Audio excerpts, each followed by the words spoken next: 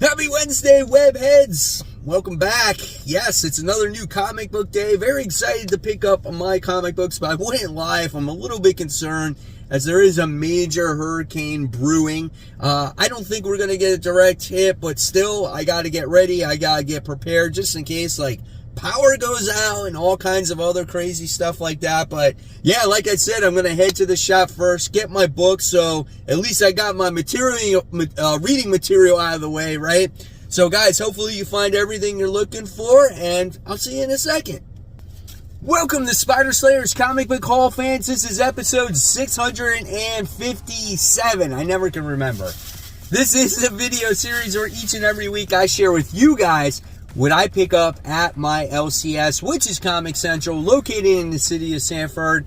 So if you guys are ever in the Central Florida area, of course, stop by.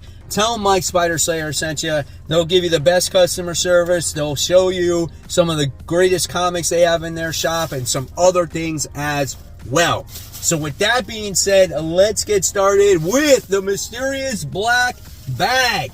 And inside are the comics. So I've been legitimately taking it easy these past couple weeks because, like I said last week, I had a lot of repairs when it comes to the house. AC, refrigerator, freaking dishwasher. My car's kind of running crappy, so I'm going to have to take that into the shop. So, yes. So I'm taking it a little easy for Mike Spider Slayer purposes, right?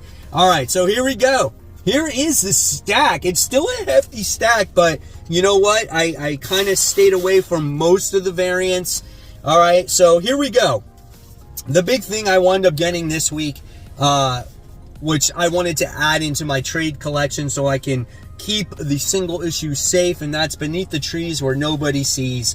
This is the trade. This book is so good that I feel like I needed to buy the trade so I could read this whenever I want. I don't buy a lot of trades, but when there's something that really blows my mind, I will buy it, like I said, so I can have it any time. If you guys have not read this book, please do yourself a favor, pick it up.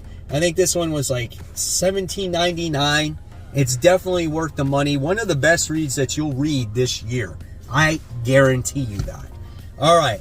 Then we got the little advertisement for Trick or Read. So does your local comic shop have a Trick or Read event at their, at your shop? So this is on Saturday, October 19th. So again, if you're ever in the area, stop by. It's like a second free comic book day event. So really cool stuff there. Here is the smelliest comic of the week. So we'll put that on the dash. Not too sunny. The clouds are starting to come in with this hurricane stuff. So we'll see if it can percolate on there a little bit. We got the previews guide for Marvel, highlighting Venom issue 1 here. So here's some of the stuff inside. You got XMen being talked about in here. You got the new Iron Man book being talked about in there. He's got a freaking kick-ass sword. So you got that going on. Then you got DC Connect. Obviously, you got all the new DC titles that are getting ready to come out starting next month. So you're going to want to follow up on that. And shit, if you guys are into the Chip Zdarsky stuff, you got a preview on that. And then you got IDW celebrating 25 years. I don't know how much longer they'll go. But, yep, you got a preview for that. That is all the preview stuff. Now, we go into the books. Task Force 7 from DC. This is the final issue to this. Some of them have been great. Some of them have been good. Some of them not so good. So we'll see what this book has to offer. Here's the interior artwork in here. I don't even know what hero they're talking about here. So, yeah. But nevertheless, it's the conclusion to it. We'll see how it ends. Then I have collected all of, maybe it's Martian Manhunter, that's what it is. I've collected all these Amazo robot foil covers. I think it's a pretty cool set to have, so I wound up scoring that one. All right, then we have Absolute Power Origins. This is the origin story of Amanda Waller, basically, on how she became the woman that she is today, how she created her first Task Force X, and maybe to the point of where we're at right now. And you can see she's been going through a lot of stuff. And, I appreciate the story. I think it's really good, and it's made me appreciate the character a little bit more. And then we have the continuation of Superman Action Comics. This is issue 1061. It's kind of a Silver Age story written by Gail Simone. I guess Superman is going into some kind of arena right now, and they're betting against him to lose. So I think it's pretty awesome. I like the way the art is in here, and it's cool to see, again, a simpler time with Superman. And then you get the backup story in here with, I think it's Lois and Clark, and Lois being the boss and having a tough time being the boss of Clark Kent, right? So yeah, there's that going on in there. So yeah, Superman Action Comics, looking forward to that. And then we have the continuation of Green Arrow. This is issue 16.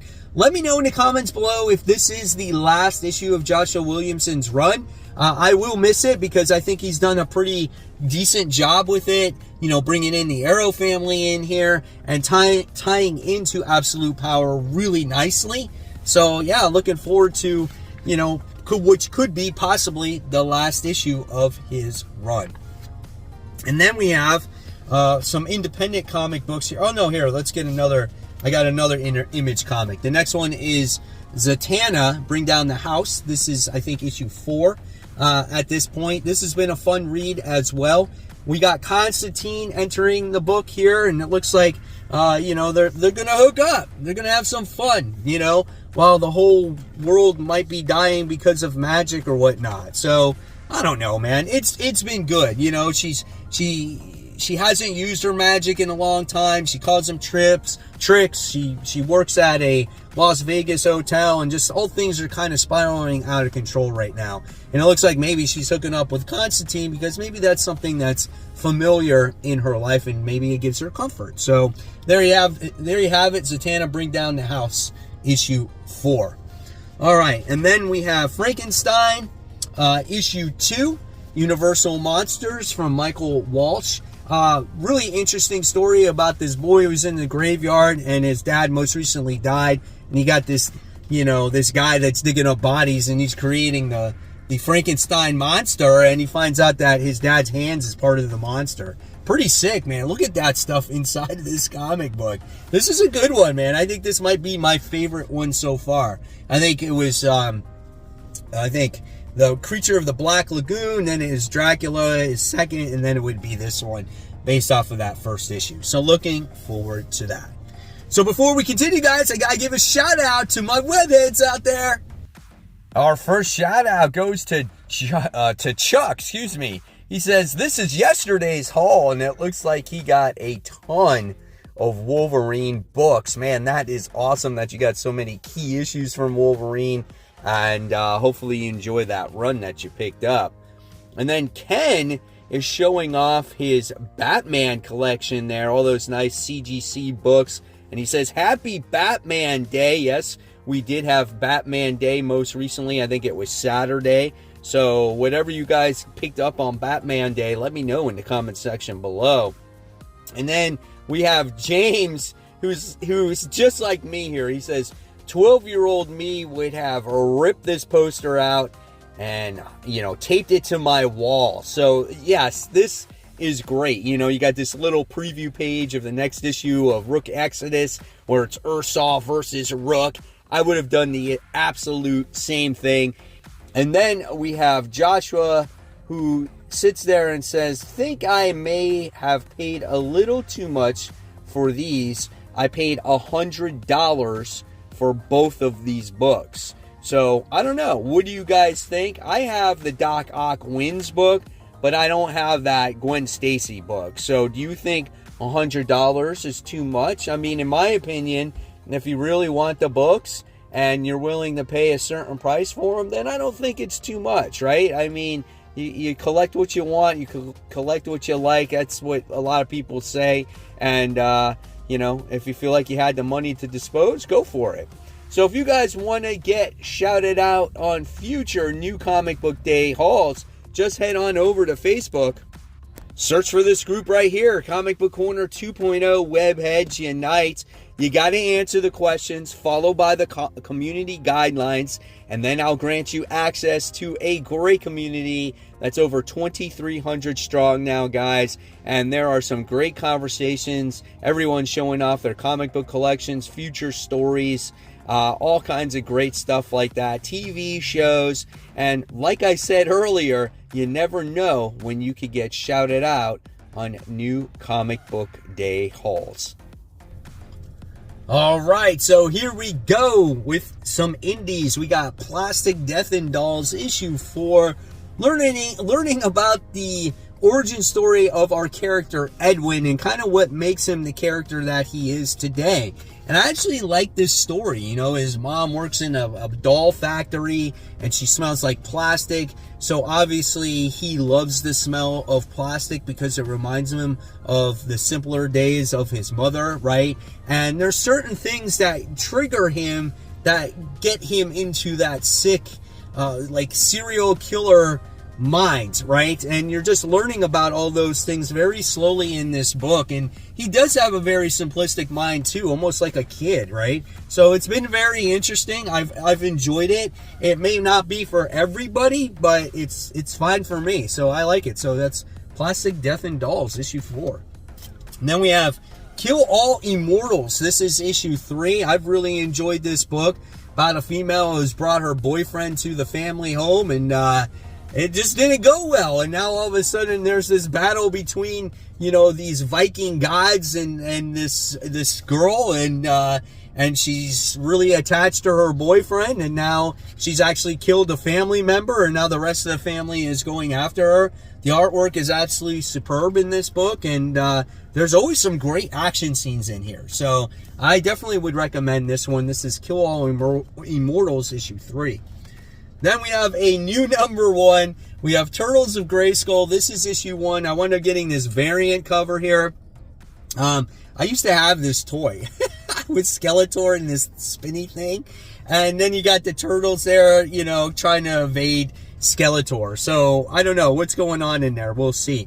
Artwork's pretty cool as we get to have Shredder in there. And I really need to see how these two universes cross over with each other, right? So, yeah, we'll see. Turtles of Grayskull, issue 1. And then we got Saga. This is chapter 69. Who knows what to expect in Saga here? So, I have to be cautious when I open this up and show you that there's no bad things going on.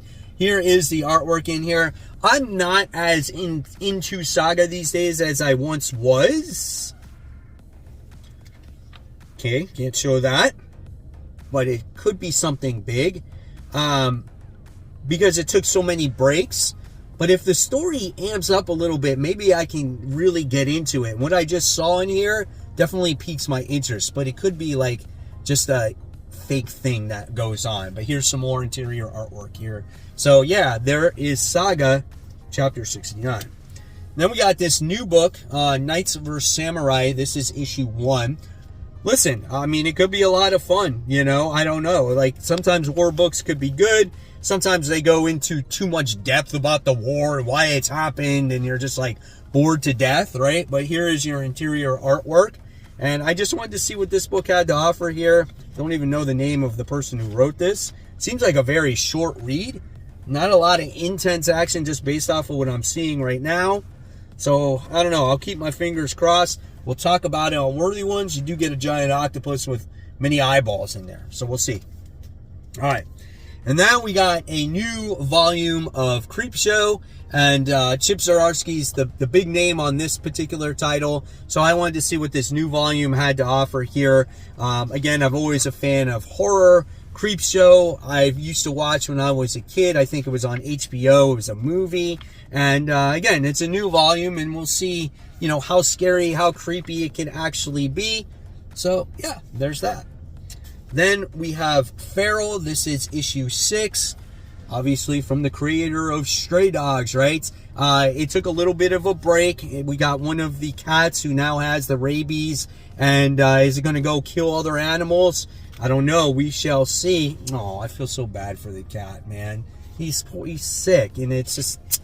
Oh, You know, I'm a huge animal lover, and whenever I see pain and anguish and suffering from animals, like, God, it really tugs at the heartstrings for me, man. It does. It's like with Geiger, I really love that issue, and just like with Barney and everything, and this one, I just feel bad because this poor cat, he's probably gonna die, and it just sucks, dude. All right, and then we got Nightclub. This is issue 2. Interesting first issue for volume 2. Obviously, we get to see this kid. He's kind of going on the bad side of things. He's a vampire. I think he's going to change all of the other vampires. I'm happy that I look at this stuff first before I show you, because I can totally get in trouble. Here we go. This is a little bit better here of things that are going on in this comic book, right? So we're going to see if their buddy stays on the wrong side of the crowd here, and if he recruits other people to become part, vampires or whatnot. So yeah, we'll see, man. Nightclub issue 2. Mark Miller's a great writer. This is an underrated book. I talked about this yesterday. This is Venom War Zombiotes. This is issue 2. Another like zombie book, but just put symbiotes in there. Biting people, affecting people, and then when they fight, it's just this affection going on, and we have our heroes here that are trying to stop this virus from spreading, and the characters in here are like Overdrive, Shocker, Patsy Walker, She-Hulk, and it's funny at the same time, dude. It's really good. I definitely recommend it, and you don't really have to understand what's going on with Venom War to get what's happening in this book. So if you can find issue 1, go ahead and read it, and you'll be caught up here. Excuse me. Then we have the Avengers Annual, issue 1. This is the team up with Thanos. That's weird. So you got all those stone bearers together, which maybe are combining themselves to do battle maybe against Thanos. I'm not sure.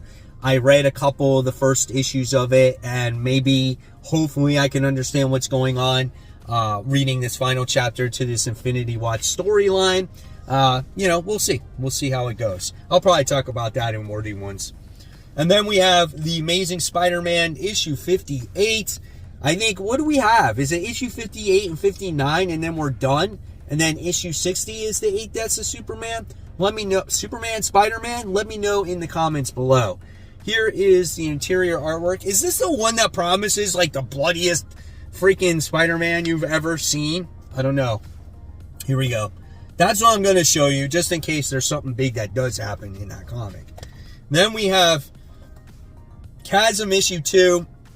I'm probably not going to buy the next issue of this. I know originally I put this on my FOC before I read the first issue, just to guarantee myself a copy. That was probably a mistake. The first issue of this was just absolutely rough. Like, I don't know. Who is this? What are they fighting? They're fighting this weird creature. Is it ambulance defeating the creature? What is this? Like, the freaking, what's it called? The movie, the Spider-Woman movie, the Madam Web movie. That's right. Remember where there's an ambulance in there, and it went through the fucking billboard, and it destroyed the... Oh, God, that movie was so bad, dude. So here's the interior artwork there. So, I don't know. Hopefully it gets better. Maybe I'll continue. I don't know. Then we have Deadpool Team Up issue 2. You gotta love the Liefeld artwork, right? That last issue was kind of like all over the place. It's probably still all over the place here. But, this just brings you back to a simpler day of the 90s. Like, look at his Wolverine there. He's going balls to the walls action. So, yeah, it is. This is what it is. Just a bunch of spreads, pin-up pages, no real in-depth story, right? But, hey, if you love that Liefeld artwork, you're going to like this book. All right, and then we have Ultimate Spider-Man issue 9, probably the most pulled comic of the week. I think, it was the most pulled comic, any comic this week on LeagueOfComicGeeks.com. And maybe we'll get introduced more to the Sinister Six in this comic.